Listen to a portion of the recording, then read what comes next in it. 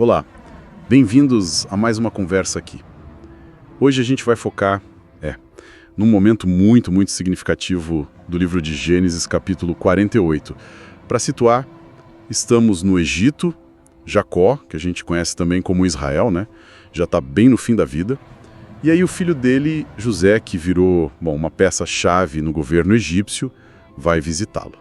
Exatamente, é um encontro carregado de emoção e, como a gente vai ver, de decisões espirituais bem profundas. A nossa análise vai se basear nesse capítulo todo, Gênesis 48, do versículo 1 ao 22. E o objetivo aqui é tentar entender melhor a dinâmica familiar e, principalmente, o significado daquela bênção que Jacó dá aos netos, Efraim e Manassés. Sim, porque não é uma bênção qualquer, né? Tem umas reviravoltas ali. Pois é. Ok, vamos começar a desembrulhar isso. O negócio já começa com algo grande. Jacó, sentindo que o fim está próximo, resolve adotar formalmente os filhos de José. Ele fala lá no versículo 5. É bem direto. Agora, pois, os teus 2 filhos são meus. E compara. Efraim e Manassés serão meus, como Ruben e Simeão. Isso. E essa adoção naquele contexto era algo enorme. Não era só um gesto de afeto, tipo, ai, meus netinhos queridos. Significava levar Efraim e Manassés. Eles saem da condição de netos para ter o mesmo status dos filhos diretos de Jacó. Os mesmos direitos e responsabilidades, basicamente. Como Ruben e Simeão, que ele mesmo citou. Exato. Isso os coloca na linha de frente como futuros líderes de tribos em Israel, lado a lado com os tios deles. E é super importante notar como Jacó conecta isso com a promessa de Deus, né? Ele lembra ali nos versículos 3 e 4 da promessa que recebeu lá em Canaã. A promessa de se multiplicar, de ter a terra. Isso. A promessa de se tornar uma multidão de povos e de herdar a terra. Então, essa adoção não é um ato isolado, está totalmente ligada à visão do destino do povo de Israel. E o texto é bem humano, né? Mostra a fragilidade do Jacó. O versículo 10 fala que os olhos dele estavam carregados de velhice. Ele mal conseguia enxergar. Tem uma cena ali, uma ternura, quando ele finalmente reconhece os netos, ele nem esperava mais vê-los, né? Fala para o José no versículo 11, eu não cuidara a ver o teu rosto, e eis que Deus me fez ver também a tua descendência. É tocante. Sim, é muito tocante. E essa mistura de fragilidade física, a cegueira chegando, com a clareza espiritual que ele demonstra logo depois, é marcante. Totalmente. Contraste forte com a firmeza que ele vai mostrar na hora da bênção. Exato. A emoção do reencontro é real, mas a ação seguinte é calculada, intencional. Então vamos para essa cena. José, como bom filho, respeitador, organiza tudo direitinho segundo a tradição. O versículo 13 descreve: ele põe Manassés, que era o mais velho, o primogênito, à direita de Jacó, o lugar de honra para receber a bênção principal. O lugar certo, né? Pela lógica da época. E o Efraim, o mais novo, ele coloca à esquerda. Tudo nos conformes, né? E aqui é que a coisa fica, muito interessante. Jacó ignora completamente o arranjo do José. Simplesmente ignora. O versículo 14 é muito claro. Mas Israel estendeu a sua mão direita e a pôs sobre a cabeça de Efraim, que era o menor. O menor. E a sua esquerda sobre a cabeça de Manassés. E o texto faz questão de dizer, dirigindo as suas mãos propositadamente. Essa parte é crucial. Propositadamente. Ou com discernimento, dependendo da tradução, descarta qualquer ideia de erro por velhice ou confusão pela visão ruim. Ele cruzou os braços de propósito, sabia o que estava fazendo. Inverteu a ordem ali na cara do José. Uma ação deliberada, sem dúvida. E o conteúdo da bênção em si, nos versículos 15 e 16, também é muito rico, né? Ele primeiro abençoa José, mas através dos filhos. E invoca o Deus em cuja presença andaram meus pais Abraão e Isaque. Uau! Isso conecta os meninos direto na história principal, na aliança original. Totalmente! Ele está dizendo, vocês fazem parte disso aqui, dessa história grande com Deus. Aí ele continua falando de Deus como o Deus que me sustentou durante toda a minha vida até este dia. Um testemunho pessoal, né? Da fidelidade de Deus na vida dele, que não foi fácil. Exato. E depois ele menciona o anjo que me livrou de todo o mal. Essa figura do anjo é muito forte na história de Jacó. Lembra Peniel, né? A luta com o anjo talvez seja uma referência a isso, a livramentos específicos. E dos pais, Abraão e Isaac, fosse chamados sobre os meninos e que eles se multiplicassem extraordinariamente, ele está na prática selando o status tribal deles que a adoção já tinha iniciado. Ele está pedindo um futuro de muita proeminência para eles dentro de Israel. E a reação do José? Imediata. O versículo 17 diz que foi mal aos seus olhos, ele não gostou nada daquilo. Compreensível, né? Do ponto de vista dele. Ele achou que o pai estava errando, talvez pela idade, pela visão, tanto que ele tenta corrigir, pega na mão do pai para trocar.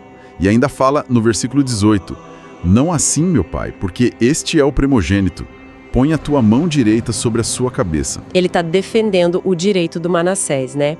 A primogenitura era algo muito sério naquela cultura. Era a ordem natural das coisas. Totalmente. Ele está pensando na tradição, na lógica social. Mas aí o que é fascinante é a resposta do Jacó no versículo 19. Categórica. Ele recusa a correção do filho e diz: eu sei, meu filho, eu sei. Essa repetição é muito forte. É mesmo. Eu sei. Tipo, não me amola, eu sei o que estou fazendo. Acaba com qualquer dúvida sobre a intenção dele. Exatamente. Jacó não está confuso. Ele está agindo com base em outra compreensão. Uma compreensão talvez profética, né? Ele até reconhece o valor do Manassés. Também ele será um povo. E também ele será grande. Não está desprezando o mais velho. Mas aí vem a bomba, né? A profecia clara no fim do versículo 19. Contudo, o seu irmão menor será maior do que ele, e a sua descendência se tornará uma multidão de nações. Uma inversão explícita, declarada. O mais novo vai ter um destino maior, mais impactante. Isso vai totalmente contra a regra da primogenitura. E você mencionou que isso não é a primeira vez que acontece em Gênesis, né? Essa inversão. De jeito nenhum. É quase um padrão, se a gente olhar bem.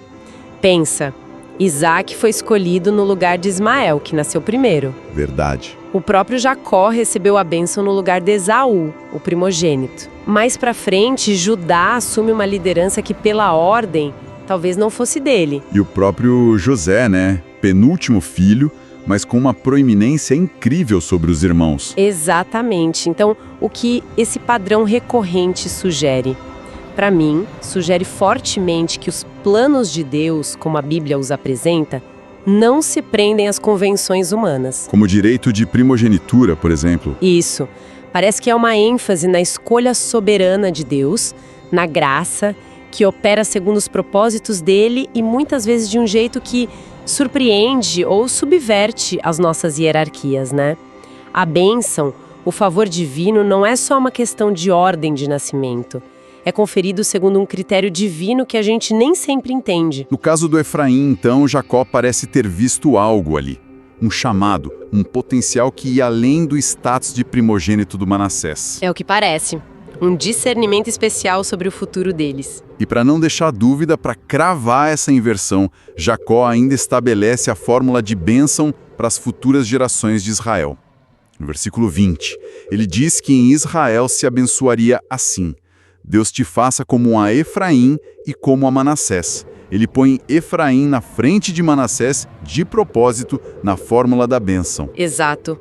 É como se ele estivesse gravando essa nova ordem na memória coletiva do povo.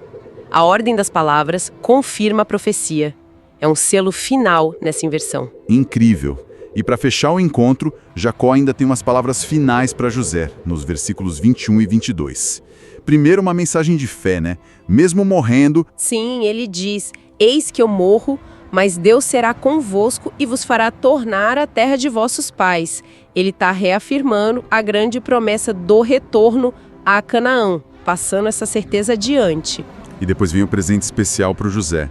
E eu te dou um pedaço de terra a mais do que a teus irmãos. Aquela parte que ele diz ter tomado dos amorreus com a minha espada e com o meu arco. É meio enigmática, né?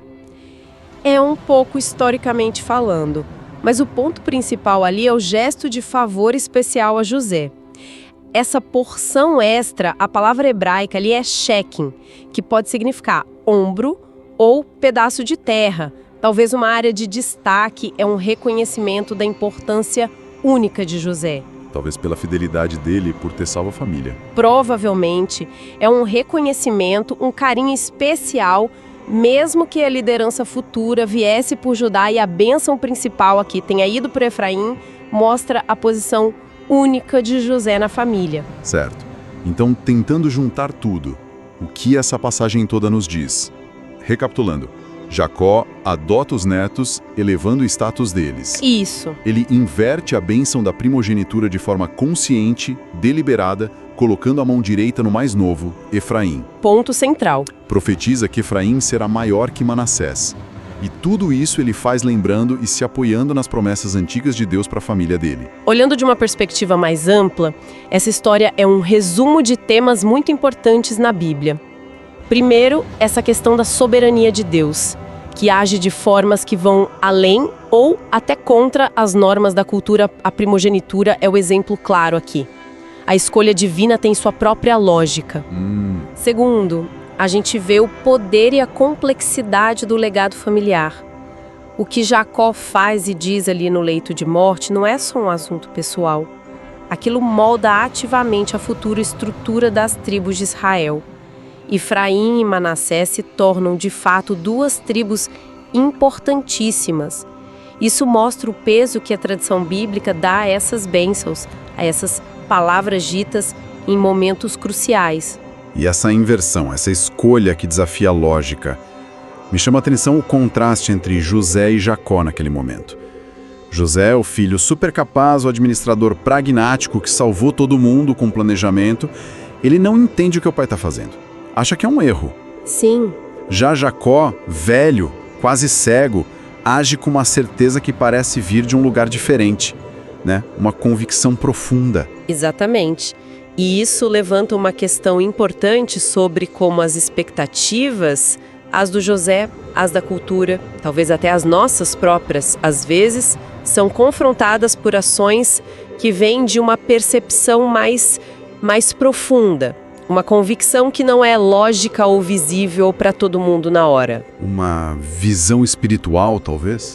Pode-se dizer que sim. Jacó parece ver algo sobre o futuro daqueles meninos que o próprio pai deles, com a visão física perfeita, não consegue enxergar ali. Isso nos leva a uma reflexão interessante para finalizar, né?